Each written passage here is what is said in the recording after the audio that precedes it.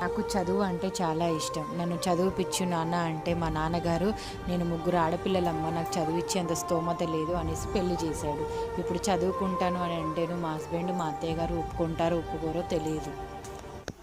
Ramya tea తీసుకురామ్మా.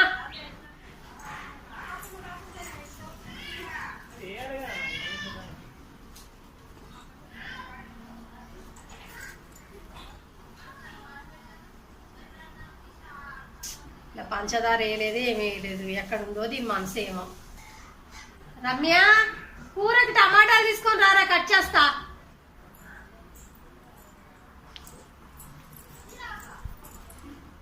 ఏంటి ఇవి?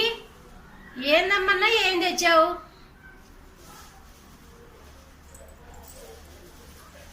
Mind ఎక్కడ పెట్టుకుంటుందో ఏమో, ఏం ఆలోచిస్తుందో ఏమో. అయినా నాకెందుకు, అది చెప్పేదాకా నేను అడగనే అడగద్దని. అత్తయ్య మీతో ఒక విషయం మాట్లాడాలి అత్తయ్య. నేను తర్వాత చెప్దు కానీ పైకి పోయి బట్టలు తెప్పో.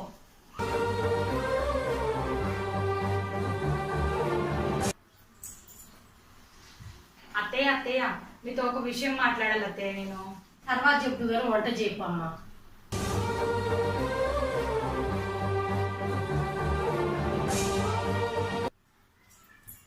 అత్తయ్య మీతో ఒక విషయం మాట్లాడాలి అత్తయ్య. నేను ఏమొద్దు కానీ పోయి వాటిని ఉడుచుకోపో, తర్వాత చెప్దు కానీ. ఎందుకు అత్తయ్య ప్రతిసారి నేను చెప్పింది వినకుండా ఏదైనా ఒక పని చెప్తారు? అసలు నేను చెప్పేది వినండి అత్తయ్య ఫస్ట్ మీరు.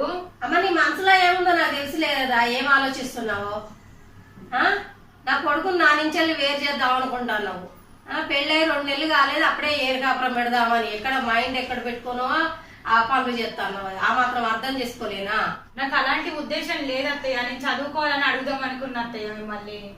ఇంకా పెళ్ళైనాక ఇంకేం చదువు? ఇక పిల్లలు 2 పిల్లలు కానీ వాళ్ళని చూసుకునేదానికి. లేదత్తయ్య నాకు చదువు అంటే ఇష్టం అత్తయ్య, నేను చదువుకుంటాను. మీరు డిగ్రీ చదివారు, మీరు ఏం చేస్తున్నారు అత్తయ్య? ఇంట్లో పనులు చూసుకుంటారు. నాకు అలా ఉండడం ఇష్టం లేదు అత్తయ్య, నేను చదువుకుంటాను. నన్ను చదువుపిచ్చండి. ఎన్నాళ్ళకో నా కళ్ళు తెరిపించావు. చదువుకుంటారంటే చదువుకో. నా కొడుకుని ఎదిరిచ్చైనా చదివిపిస్తా. థ్యాంక్స్ అత్తయ్య.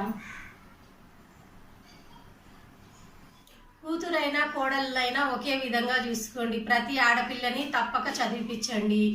మా వీడియోస్ కనుక మీకు నచ్చుంటే మా ఛానల్ని సబ్స్క్రైబ్ చేసుకోండి. ప్లీజ్ లైక్ చేయండి.